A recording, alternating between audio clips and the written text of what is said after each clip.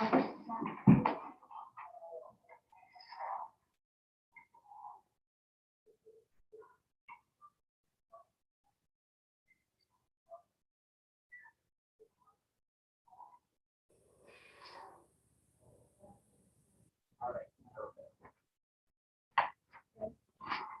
right, the time is 6 o'clock, and I call the March 23rd Board of Selectmen meeting to order. Stand for the pledge of allegiance.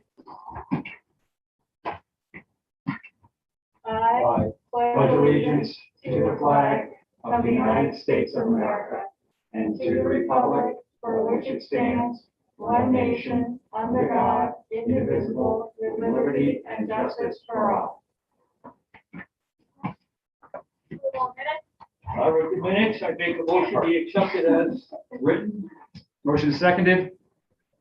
The motion's been made and seconded to approve the minutes as written. All in favor, say aye. Aye. Opposed, hearing none, they're approved. All right, citizen comments. There's none. Nope, don't wait. Correspondence and announcements. We received a hand-delivered letter from Colton Jones. I think it's 5. I'm checking the RS. Okay, so his letter says,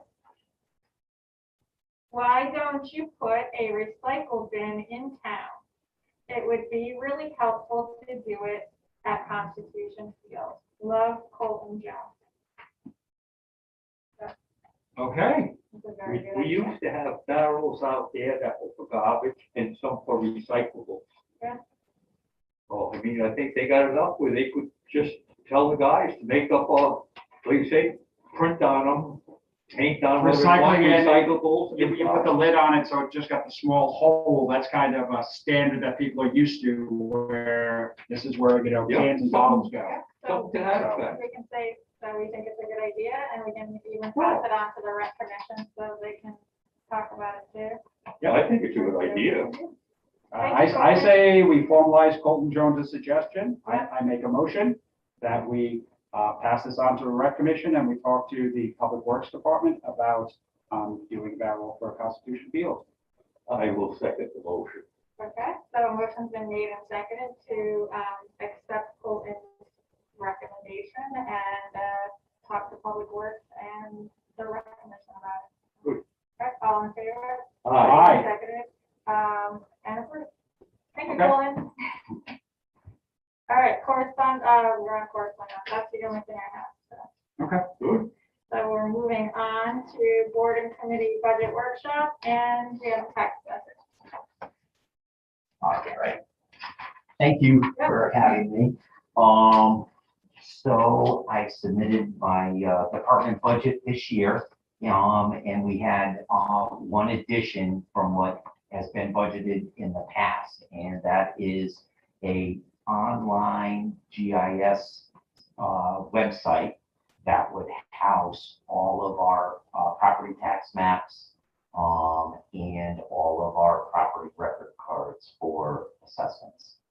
We currently use the Mecon GIS website, and we have had countless issues with the site.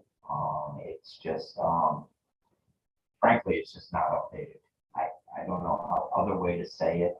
Before I came in tonight, I wanted to just check it one more time. And so the last time that the town of Allentown was updated was October 6, 2020. And then I looked at some of the other towns that participate, and the last time Pomfret was updated was March 16th of 2019, and Scotland was August 8th of 2019. And so we are paying them, to update this for us, and it's just not happening. So a solution to that is for us to have our own GIS website, and we would administer it. We would, offer a link off of the town's webpage. It would be obviously user friendly. It'd be updated on a 24-hour basis, not 7-month basis. And, you know, it would also offer any layers that the town wanted to have on there. So what I mean by that is you could have a zoning layer. You could have a wetlands layer. You could have, you know, a fire hydrant layer. I mean, it's endless, you know, whatever the town would really want to have on there. And it would also offer the user the ability to go on whenever they want. So if they needed to submit a building permit and they need to put a map, you know, for zoning purposes, they could simply print it out right from home, do whatever they need to do on there. With current property ownership information, submit it to the building department or zoning official, and away you go. Today, that same person could go to the DCOT GIS website, pull it up, realize that the lot is incorrect, realize that the ownership is incorrect. Now they have to, you know, come down here, make a trip, you know, and all of that. The other thing that I found out was, because Julia told me that the building department may be looking at an e-permitting software. This particular vendor does interface with permitting, electronic permitting software. So you would be able to link the two softwares together. So you could not only look at your parcel, get all of the information you need, but you could have a link to go to the e-permitting and do it literally right on your laptop or your computer without having to, you know, to come in and do all of those things. So it is pride. I shared an email with Tracy that I received this week. I've been here a little over a year now, and without a doubt, this is the biggest issue that we see from residents in town. It's, you know, they're frustrated. It's not current. They don't understand why. The other departments have the frustration because, you know, now the town clerk has to get involved. Giselle needs to answer questions because, you know, frankly, the data just isn't accurate. So I think, you know, with, you know, the things changing and things needing to be updated, everyone's used to that, you know, instantaneous service, and, you know, it's the world we live in. I think now is the time to, you know, really look at doing that, and, you know, and then taking it from there. Magic question, how much? Yeah, so I spoke to the vendor that I would recommend, and he is going to offer a 1-year kind of setup of about $4,900, and that would include everything: building the site, having the link, having interface with our PAMA, our real estate database, you know, so it would have all of that to be, you know, connected. So that way, when it goes live, it would be, you know, seamless. They also are willing, and again, you know, depending on what the budget holds, they would be willing to offer it as at half price and have it up and running by June 30th of this year.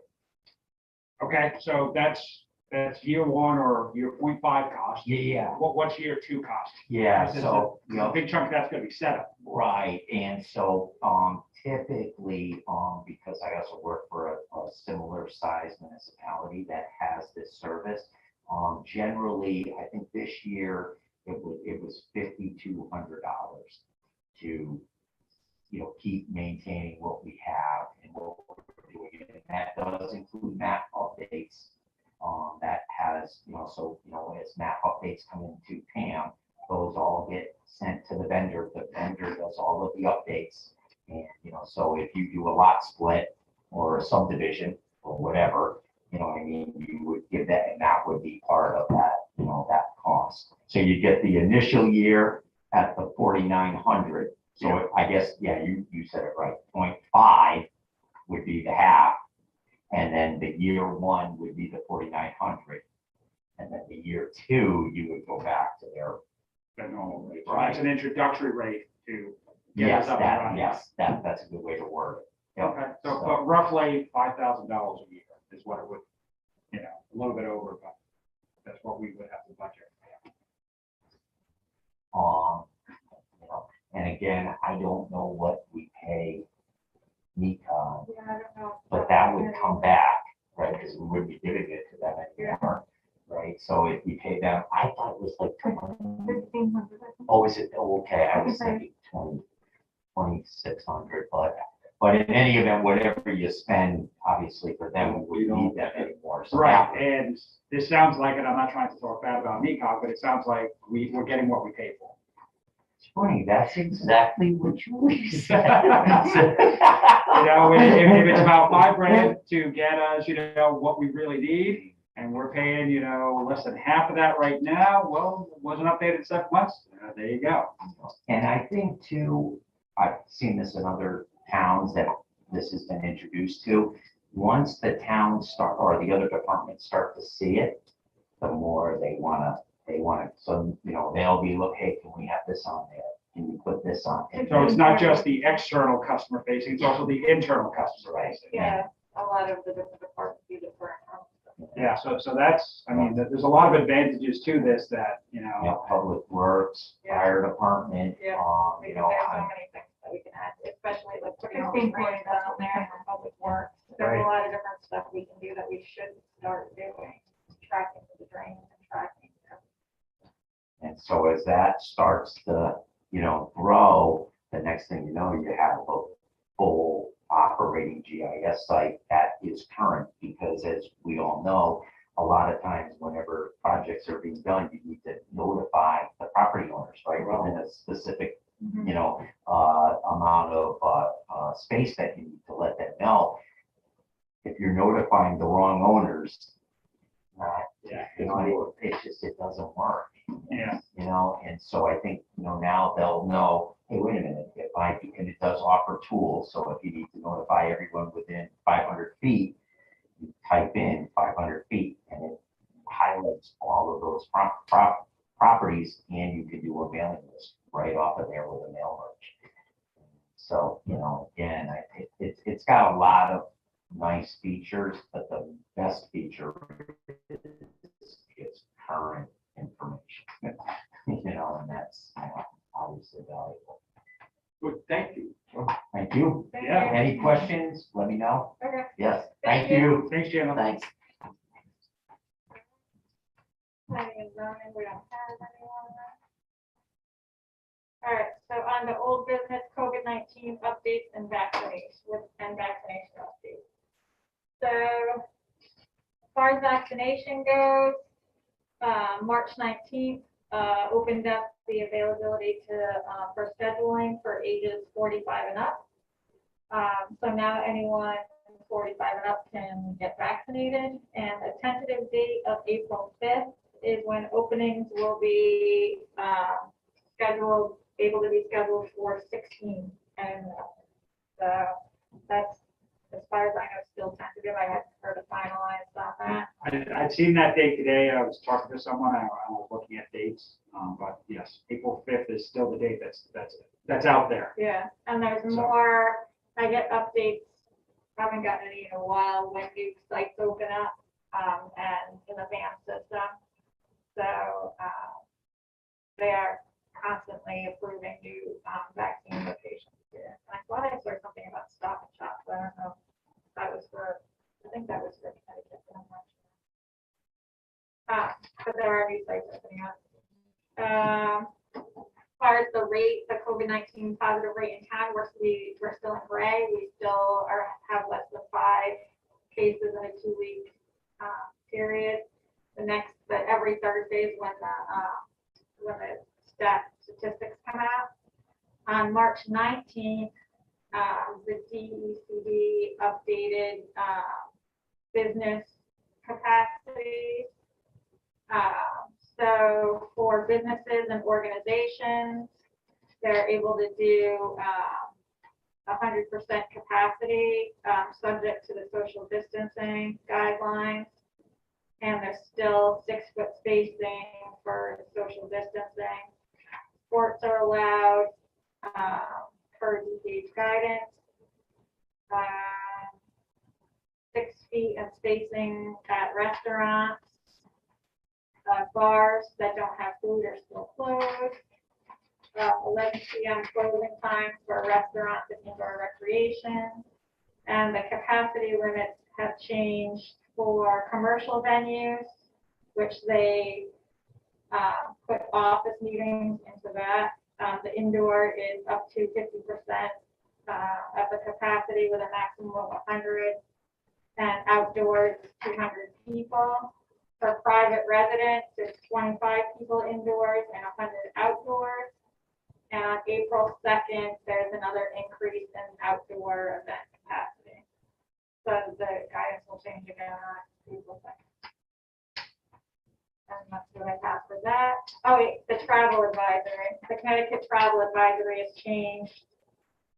They're no longer, I think it changed from, it went from a recommendation, went from a requirement to a recommendation.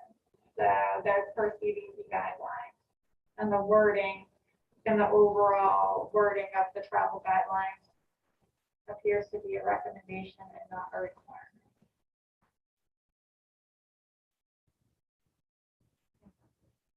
Yeah, mandates and requirements are not. Yeah, it went to a recommendation. Is that right? Yes. That's what I thought. Just wanna make sure. So that's the COVID update. All right, so the next on the agenda is a review to update the guidelines for public meetings, YouTube live stream policy for boards and committees. And that's it.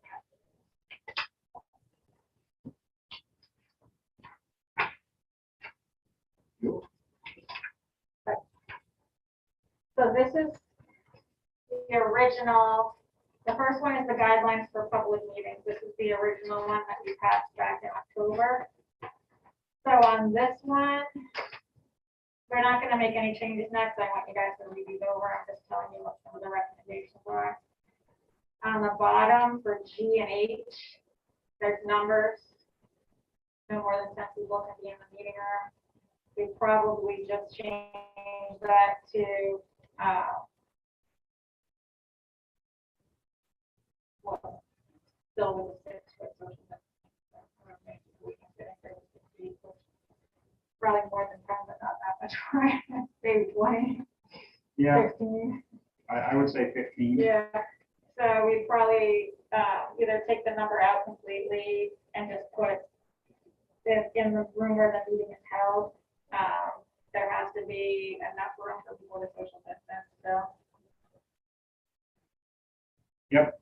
I was going to say, in the past 3.5 years, I can think of 2 meetings here where we exceeded 15 people. Yeah. So that's a suggestion on that one. We'll vote on changes at the next meeting.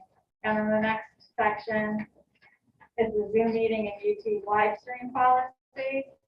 These are all based on executive orders that right now are set to expire on April 19th.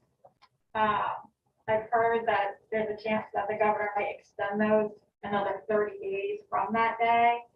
It hasn't been done yet, but there's a draft in the back where there were some suggested changes. One of them being, this was based on, the original was based on board and commission meetings, but there are some committee meetings, some committees that meet that they were giving the option, they have to give the option of people to call into the meeting as opposed to having it live streamed. Because they're not they record it still, so if people want a recording, they can get it. But it's like the Tricentennial Committee. And is it the technical ability of? It's based on the technical ability and the fact that they're committees, so they don't vote. Yep. They're just meeting to do planning or suggestions. Like there's no voting going on at the meeting. Yep. So they are meeting, they allow access either by phone or by Zoom, because some of them can do that by Zoom. So that's just a thought of changing it so that it's easier for that as well. And even with the library board of trustees, like they do vote, but I don't think they've ever had public involved in their meetings. Like, so they would still give public access, via people, they can join their Zoom meeting, or they can call in, but they, as opposed to having it live streamed. It's still recorded, so if people want the recording, they can get it. So, but those might all change too, because there is a bill up that's making it, that would make it mandatory for the live streaming too. So Okay, all of this stuff. so for live streaming, I think we've done it long enough that we figured out most of the technical hurdles and that this is our path forward. Yeah. This is because more people get to see it. I think it helps encourage that community involvement that we are always asking for more people to get involved. Right. So if they're watching it, they're involved, they're at least informed.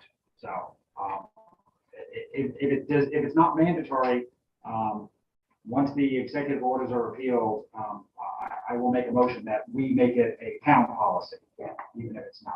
Right. So, Yeah, these are all kind of policy now, so they would say, right now they're just set for the executive orders. right. So personally, I think it's a good thing that, again, it makes us more accessible, helps encourage involvement. Okay. So, So these are, we'll go over these more if you want to read them, and we'll vote on them or anything at the next meeting, any changes or anything. So if you have any suggestions anywhere else, just bring it up to the next meeting.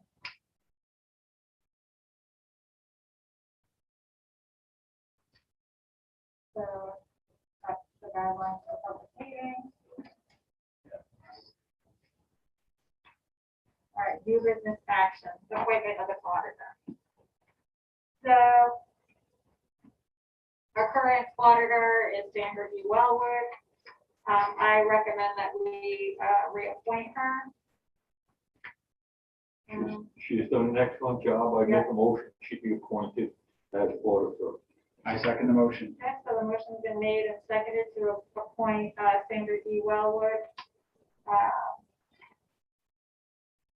It is the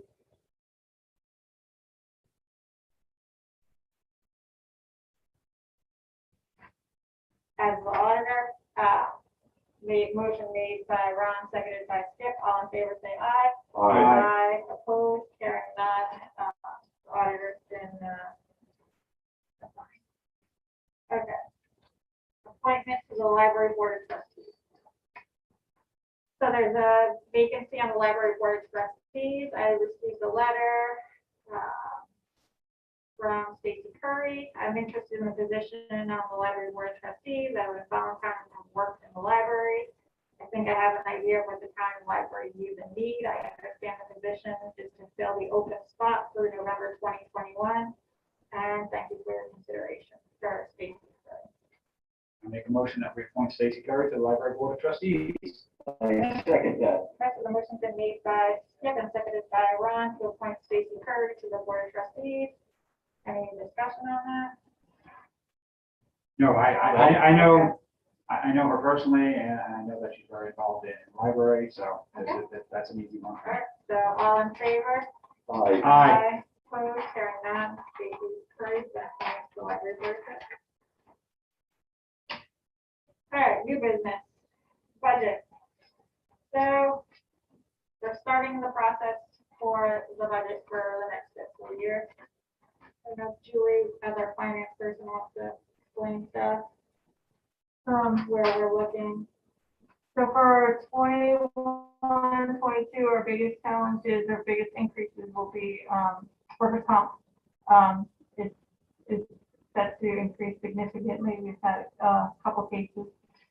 So that alone is going to increase our budget at least 40 grand just from that one line item alone. And then the other biggest increase will be public safety, which we've talked about with paid staff. We're having issues keeping paid staff because all the other towns are having paid staff as well. So I think you guys have talked about that quite a bit. So that's going to be one of the other. Do we know how much, as the fire department forecast, how much they expect that to go up? We don't have the official budget from the fire department yet, but that's kind of a town and Yeah, the fire department. a little different. The town, the paid day staff are town employees. So that's added on to the town part of public safety. The fire department budget for their stipend, that will be in the money that we give them out of public safety. From what I'm gathering, from what I talked to Tim, they haven't officially submitted their budget yet, but I don't think it's planning on increase. So it'll just be the paid staff The portion. increase that they have, they can take the money out of the CAD fund that they have, which is where the money they receive from the ambulance calls goes into it.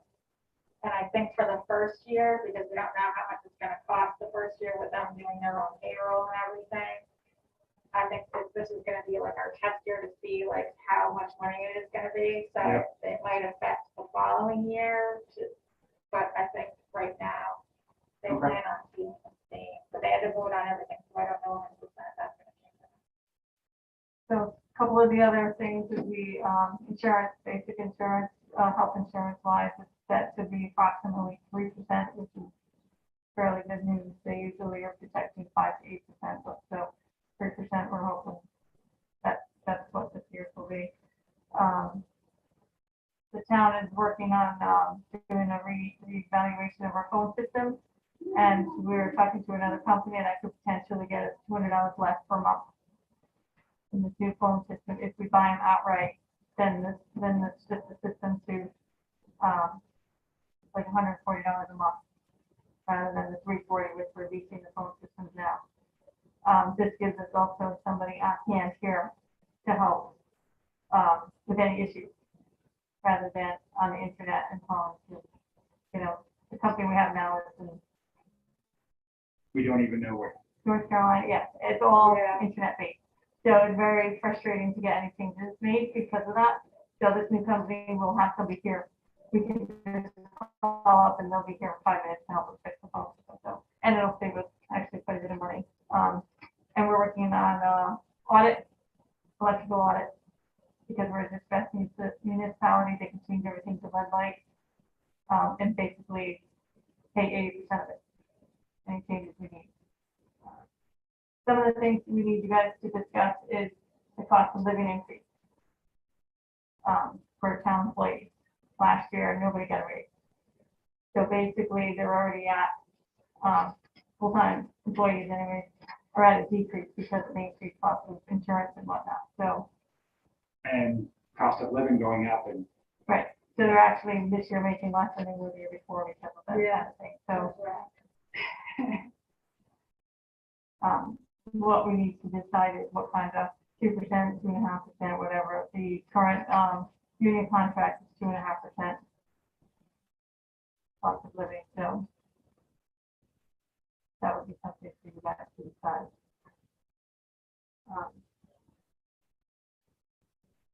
Some of the other needs of the town, Tracy was talking about, community and economic development coordinator, director.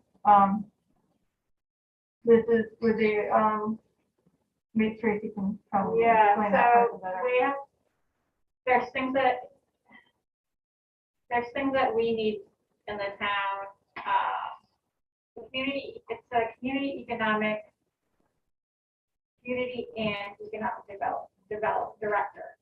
And what this type of position would do would be to help us plan for our vision for the town, our future for the town, where and how we can have economic growth as far as businesses coming in, and community growth as far as types of housing.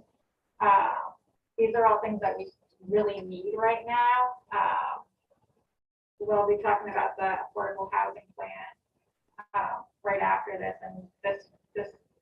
I was just gonna say, would that be part of that? So, Yeah, this yes. would help with that. This would also help with any grants. Because once we have the vision, and these are all things that I've been wanting to do since I've been here, but it's a lot of work to do for one person. on top of everything else. Yeah. It's special, with a lot of specialized areas. There's grants for a lot of these things to help with the community development. There's grants, like, if part of that covers like the historical parts of the town. It's all encompassed into one vision. And there's grants for every piece of the vision. And to have someone on staff that this is what they do, is working on grants, working on projects that come up, like the affordable housing plan, just even putting that together. So do you envision this being a full-time or a part-time position? Or is that part of? And that's part of what we have to decide, because this could be just a couple of year position, because once everything's developed, it might be easier to maintain. I think the hardest part is getting everything together and planned. And once the plans are in place, it'll probably be easier to maintain without a full-time person or a fully dedicated person. But at least for a year or two to have someone develop everything. And there would be input from people. It wouldn't be one person doing it. Right. So But they'd be the point person who's pulling together all the information This from would be various to help. boards and commissions and everyone else. and they would help the planning and zoning and the EDC work together to bring in businesses and development that suits the town. This could be a point person for the planning and zoning. The regs need to be redone. So this could be a person helping with that. So there's a lot of different pieces of things that need to be done. And we don't have the staff for. I don't know. We haven't really looked into the cost of it yet. We're just trying to figure out, because we have all these different things that need to be done. The regs, the affordable housing, the vision for where we want our town to be and what we want Right. to be here. Because we can't, the mill rate's not going to go down unless we actively do something. Bring in business. So what about, I like the idea of what you talked about here, Tracy, but what about, we've got the capital improvement plan, but what about the community and economic development plan, which the Board of Selectmen is in control of, just like the capital improvement plan, and then we bring in someone to execute that plan. That's what this person would do. So that way, as we come up with stuff, we add it to the community and economic development plan. Well, that's kind of like what the PO, the plan of conservation and development is, like that's what that. This would be to make that happen. Right, okay, yeah, I wasn't thinking about the economic end. I blanked on the- The POCD has POCD, thank you, has yes. everything Been in a it very long already. day. Yes, But so it would be using that to and the affordable housing when I show you that. right, but maybe adding I think there needs to be one centralized document that this individual will be working off of. If it's the POCD as the foundational document, and then we come up with something from there. But I think that would be the easiest way to, number one, keep the person gainfully employed doing what we need them to do. So it's giving them clear direction on what to do. It's gonna be, we just have to figure out how much money we want to spend on that. And if the need is something that we really need, which there seems to be, but is it probably going to do that? One of the avenues we're talking about is we're getting money for next year for this as a distressed municipality and the American Relief, American Relief Act is out as well. Yeah. Yep. So that we need to come up with a plan ASAP to figure out that 247,820 for the American Relief Act, and the distressed municipality is 228,000 and change. And so that's money that's not even in our budget. It's a one-time deal. Yeah, but Money. that's it. So Use that's it for why we something like think, this yeah. or capital improvement, Yeah. because you're not gonna have. You it have every to year. use it for the American Relief has to be used for COVID. Better your town for COVID reasons or whatever. And the stress municipality, I think, has to be. Half of it. So that's where we might be able to use, if there's any school that's been on it, which that's probably be, but, Preparing for Like the a next contract, you could do like a COVID. No, contract. seriously, it's, everyone came into this in March of last year when everything shut down. We were like, what the hell are we gonna do?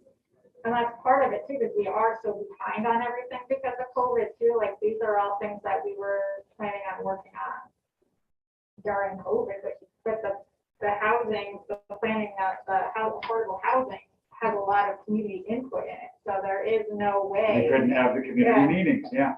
So, and that has to be done by spring of 2022. So we've almost lost all this time working on it. So, but there is a way we could probably use the distressed municipality, because this would be something to help for distressed municipalities, because it's helping us gather a plan to bring in business and to bring in affordable housing and to bring in more people.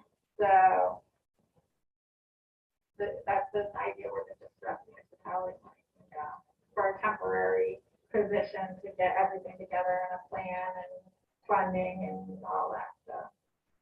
Yeah, I think this position should be specified as a limited term contract position rather than an open-ended contract of 24 months. And I think that would be an easier thing for putting in the budget. If we said, this is an increased cost here, we have these grants which will pay for it or offset it, but this is a limited time thing. Yeah. This is And not, this would be like to help with like the meeting house, because that's part of like community development economic plan, like deal with having that yeah, resolved. Like, so there's a lot of little pieces where a person like this would be able to pick up where things can be done that are time consuming and specialized in it. Instead of having a grant writer to do that, or like it's just there's little specialized pieces of things that relate to community economic development that we don't have the specialization of staff to do. do any larger towns around us have a similar, something like that? or They not? do, and I was just talking, because I was talking to John at NECOG, like trying to figure out what kind of, like I knew we needed someone, either a town planner or like a town administrative type person that was not an elected person, but a person that had specialized abilities for grants, like visioning and like planning things for growth reasons. And I didn't know exactly what type of person to do that. And he's like, oh, that's a community and economic like planner or economic director, or it's someone that specializes in community development and your economic development and knows how to go after grants for projects and oversee all different things.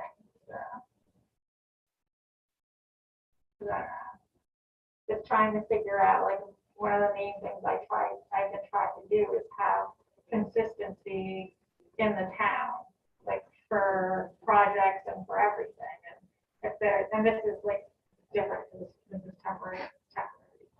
Was trying to figure out for the future, like what does the town need? Do we need like an administrator that's permanent here to oversee the town instead of having a part-time first selectman? Like the administrator is full-time and oversees everything, but the board's still here and helps. Like that was another thing. Like that's gonna conflict with by other person. So there's all these different pieces of like how do you keep the consistency so that things keep going instead of stopping every time there's a change or like not being done because no one wants to add it to the budget. Like there needs to be Right. consistency. So, That's why I thought if there was someone like this that had a plan, and the plan was in place, it would help with the consumer. But that was the most for us to start with that. That's, we're all just coming up with ideas for what to happen. What were some of the other things we talked about?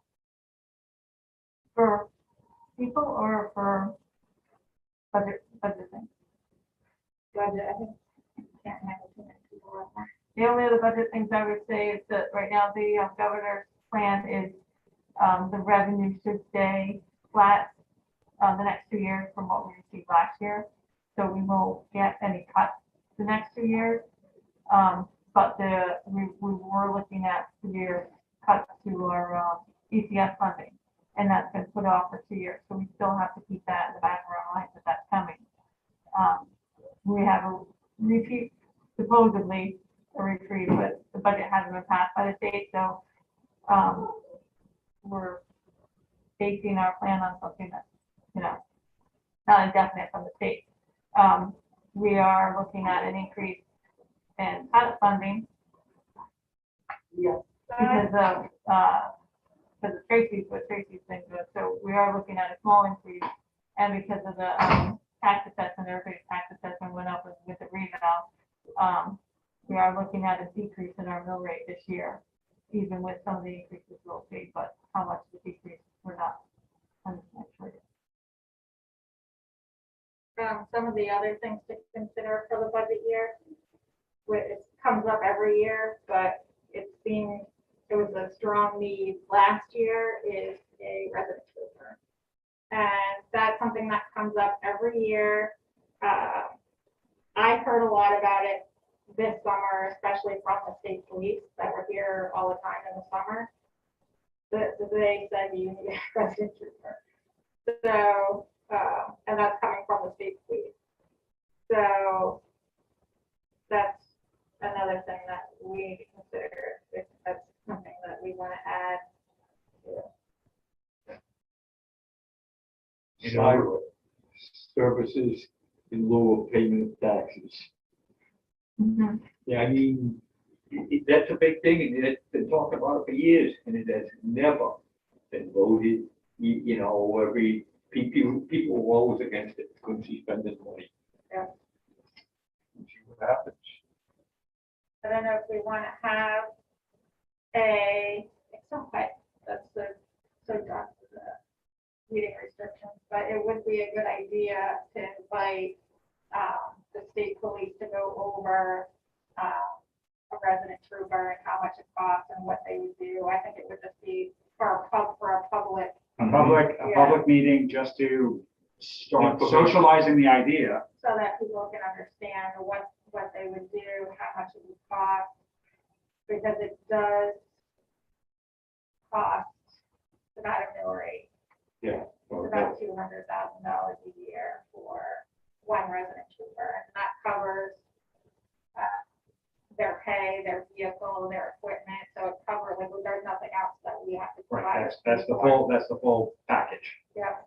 But Benefits package. that's how much it is about a mill. So Would it be cheaper just to do the patrol ferryman?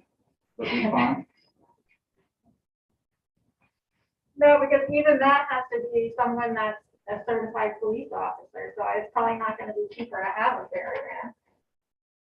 And I know that was a joke, but that I really did have to look into that. And they would have to be a licensed, they have to be like a trained law enforcement person. So it would be like the same price. Except we have to give them a boat. We have to give them a boat instead of a patrol car. It probably costs more. Yeah. But, and it would be some of the things to think about too, when they do, like I do want to have a meeting because I do think it would be worth for people to understand it more.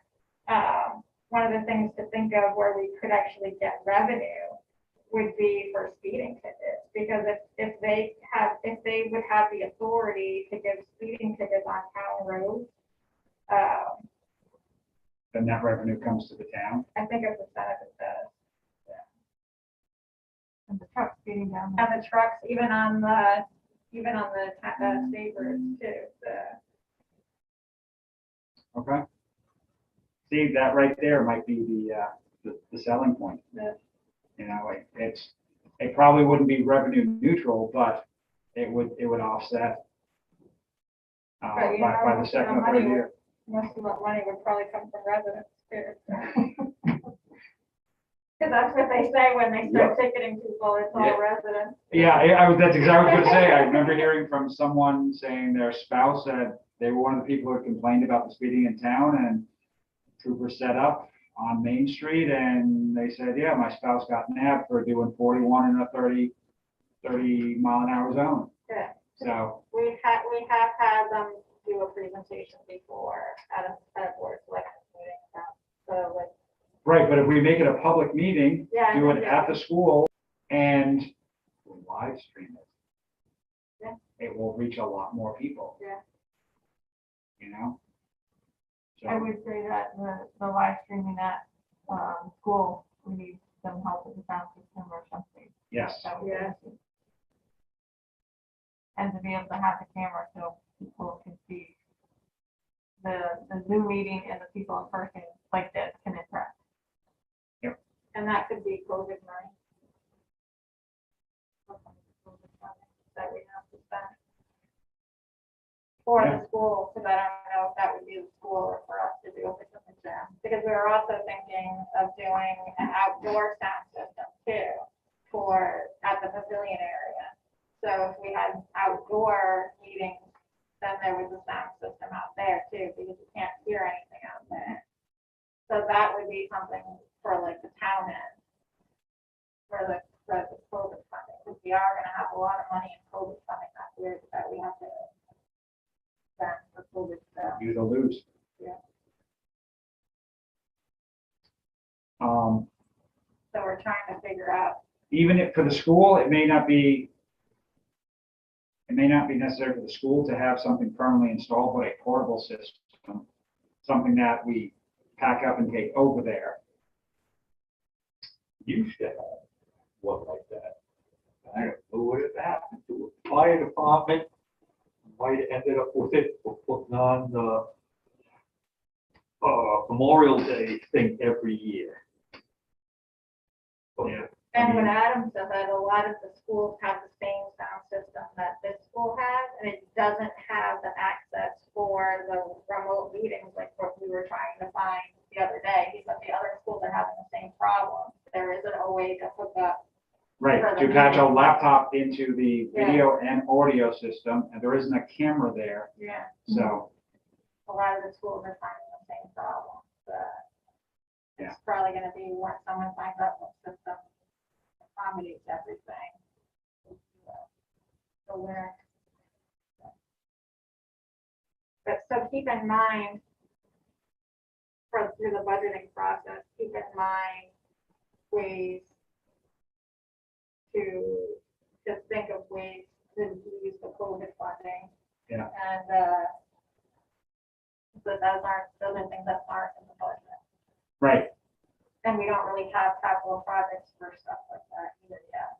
That's another part of the capital project. So that would be the e-permitting stuff. Yeah. Oh, yeah, the e-permitting we were talking about, for the COVID funding too, because that's a way to keep, that all the forms for like the building department will be online and the permits online, so it limits the traffic in and out of the building. But I think another reason it also gives everybody a place to go and say, oh, I can do it online, okay, I'll look online, and then realizing, oh, I actually have to put in for a permit for that, because I think a lot of people don't even realize they have to. So it may actually bring in a little bit more revenue when people realize, I need to put in for permits, and I can just do it online, I don't have to go talk to anybody, I don't have to leave my house, you know, we can do it strictly through. Julie, I applaud the better nature of your angels on that. They'll say, oh, I need to put in a permit. Some people will, some people don't go, they have to. And it'll also help with accountability of the chain of making sure things are done for a permit. Yeah. So with the e-permitting, different departments have to sign off on different permits so that before it can be issued or complied or whatever. So, Yep. so the person knows, okay, the wetlands officer has to do this. And the tax collector signed off saying. Yeah, so nothing is everyone behind. has a different checkbox to do, so if there's more accountability there with the FEMA process. And a central location for all of us to find later on. Yeah. So that's what I'm looking at. So those are the things that we're looking at. If the needs or wants or.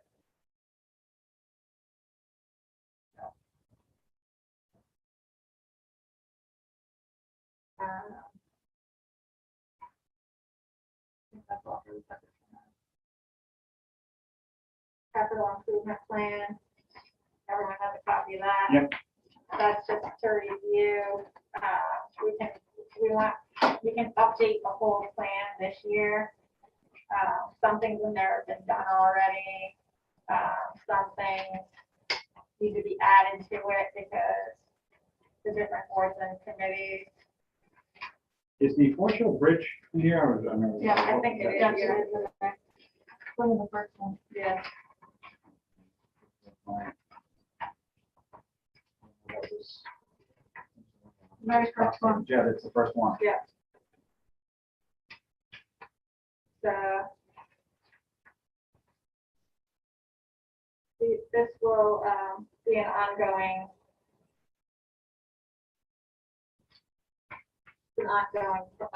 document. Some of the paving jobs have been done. So we'll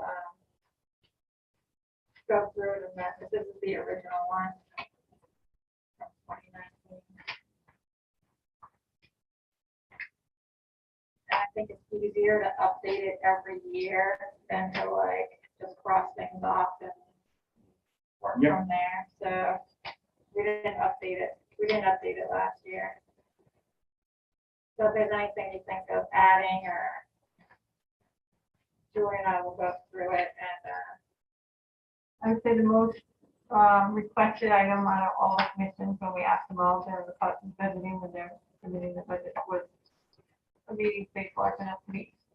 Because we don't have a town hall, municipal building big enough for that.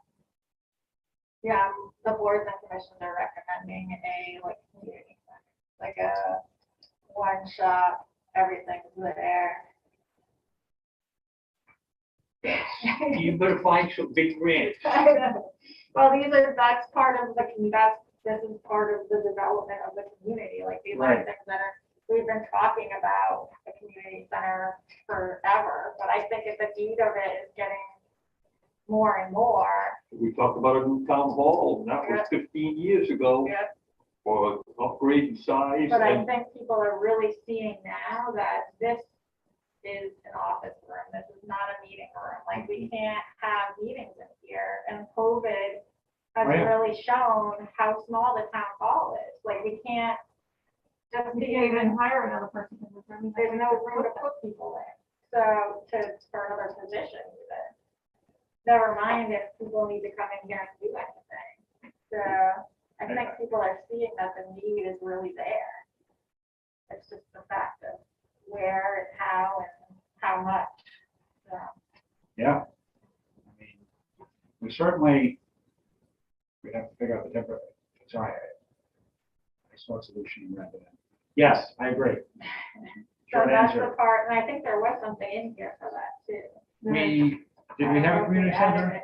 Yeah, We did have a community center, but rather municipal building. Yeah, municipal building. You know, we put down 2.5 million as the total cost. I do that. And that would be, you know, I remember when we were talking about this. But, you know, rather than a community center, the municipal building where there's at least 2 large meeting rooms, as well as ample office space. So, and this, the capital improvement plan is like your guide for grants and funding speaking. So you want to put, even if it's a municipal building that you might not have for a really long time in the future, like you want to have it here as your vision so that you know that that's what your goal is at some point, and then to keep putting either money aside for it, or funding for it, or to seek grants too.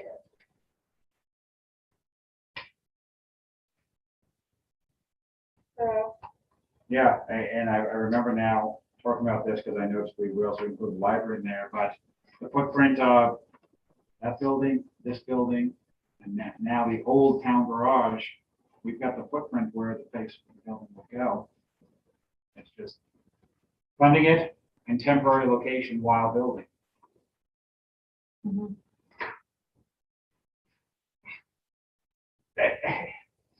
You said 15 years ago? 15 years ago, we talked. yeah, it's something. I mean, I had been to a couple of schools down in that new one in Colchester. That had everything you wanted. I mean, that building was huge, and I think that Canterbury. got a Canterbury big did one, it, too. so that's why we need to take a few. That was Canterbury. Mostly grants. I Yeah. think. Yeah, actually, so when the new library, new monster library opened in Colchester, I was living in Colchester at the time. Because that opens, Was that just the library or the municipal building? That was in the library, wasn't the library in the? it was just the library.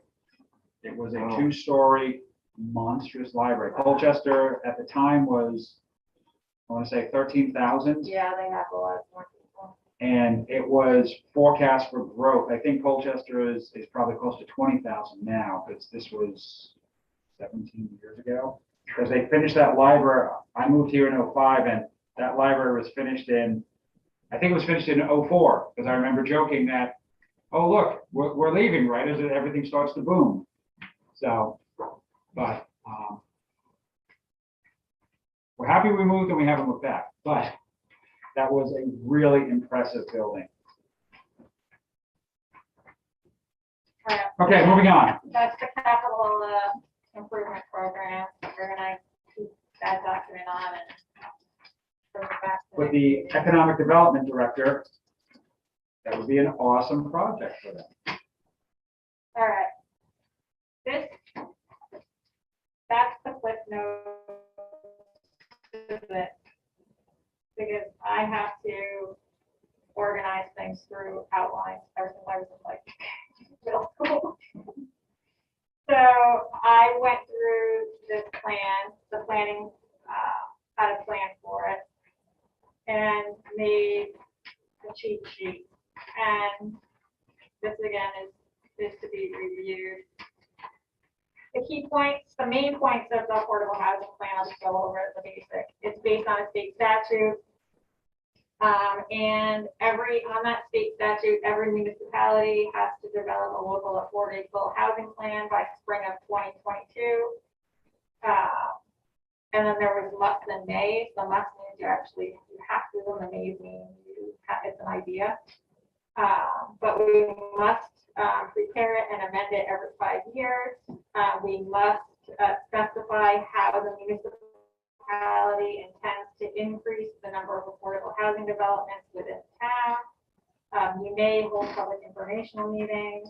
You must provide at least 35 days notice for a public hearing on the adoption of the plan, and you must make the draft plan available for the public, and you must regularly review and maintain their plan. So that's what we have to do. I said, you two, you'll be here, I'll be retired by then. You gonna run again? Yes. All right. I've already been asked and I've already said yes. I'm coming. I plan on running again to come back to you. So The time will happen.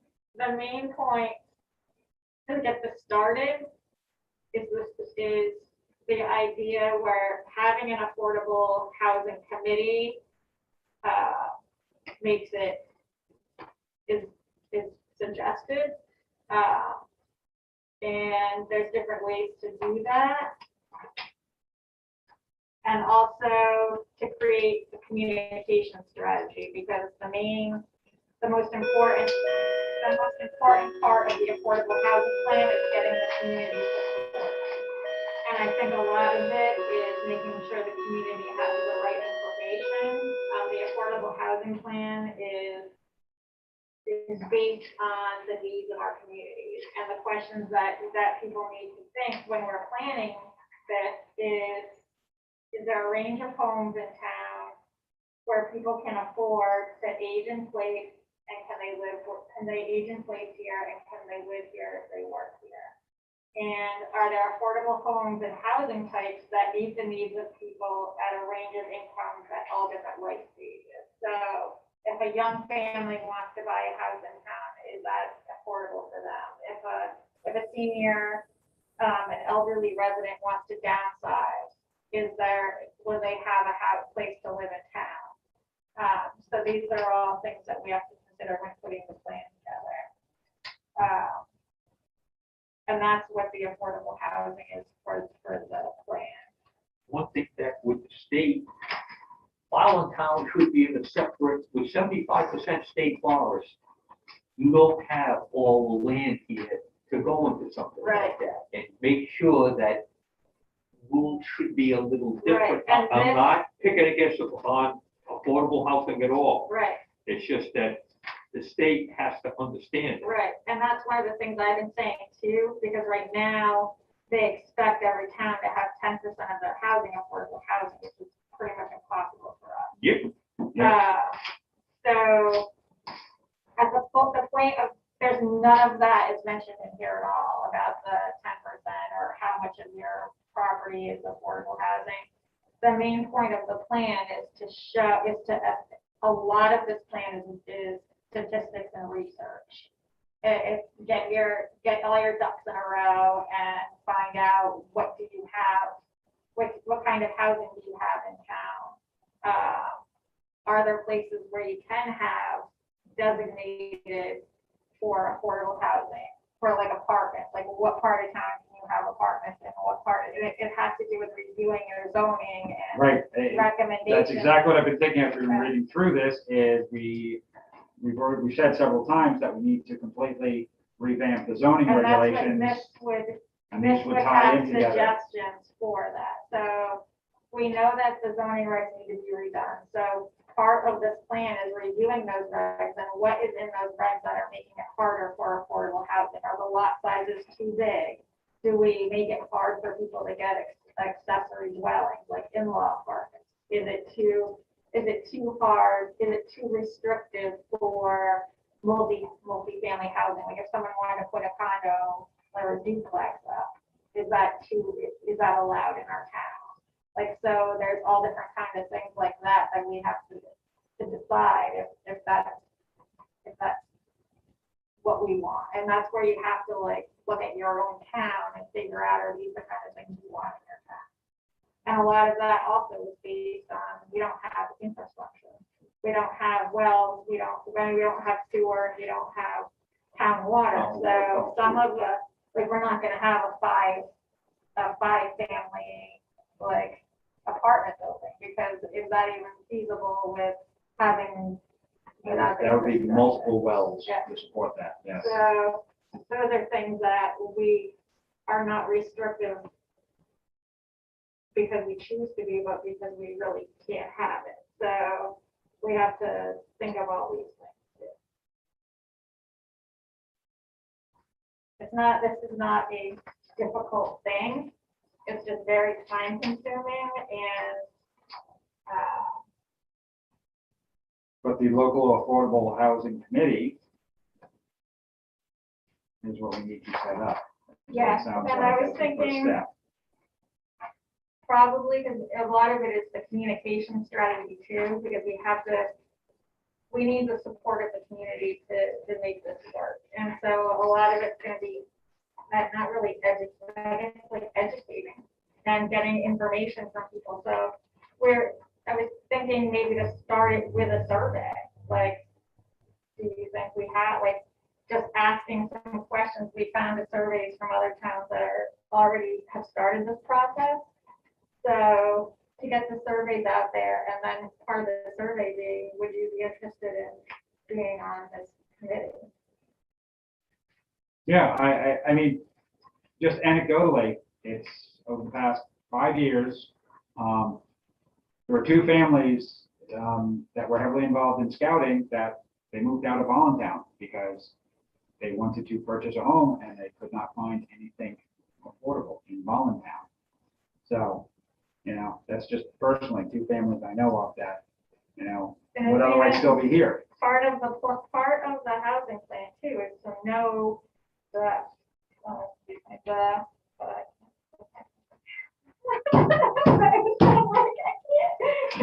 That's funny. That's funny. it's like the housing trend.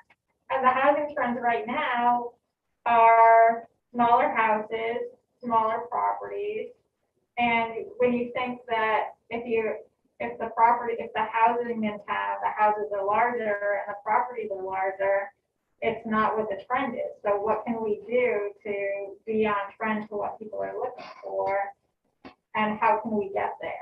Yeah. So, and that involves like the housing development, like people like their housing developments and they freak out, but there are ways to do housing developments that fit smaller towns, like with the cluster housing and putting a little bit of land trust land in the middle of the development so that it's not like just house. Like there are ways to do it in a way that fits the community. Yeah. And those are the kind of things that we need to look at. Could be a lot of work. That's what I said. I'm like, this is a Well, lot of without- work. So this is. And it's we've got a needed. year. Yeah. We've got a year. You said spring of 22, correct? Yeah. So, And hey, it's gonna it just turned spring this week, so we've It's got a gonna year. be meetings, because you want the public and you want the public involved and you want public support of it. So you need to find out like you have to get information from people that work here, that live here, that wanna live here, that can't, like. And it should be done, it should be done thoroughly, actually, the first time. And then every year it gets updated, so. This would be where we need to first help. So yeah, so read these and we can go into that more next chapter. Okay, And that's all of the lots of information that I have with that. I make a motion. Yeah, Adjourn. homework. One minute, Oh, yesterday there was Withdraw. a fire at 185 Wiley Schoolhouse. It was, Emily's house. Yeah. But anyways, I saw Norman Yeah, and I asked him how his water problem has been. I says, because I know that a lot of the water where Was Ronnie and I draining were put in into was running back toward, and he says it's been much better. okay, And he was, didn't complain at all. okay, good. So, and the fire got out quick. Okay. So, but, I just wanted to tell you that. I meant to tell you this morning, I forgot. Yeah, that's something for announcements, when we're at announcements, too, 'cause the fire danger is like really high. I know the fire department responded to some brush fires in other towns. He and said, the one- that's what they said, they said Griswold has been Yeah. popping them through, because I went up that one the other day and helped a little Griswold, there while. was one in Lisbon. So the fire hazard's just crazy right now.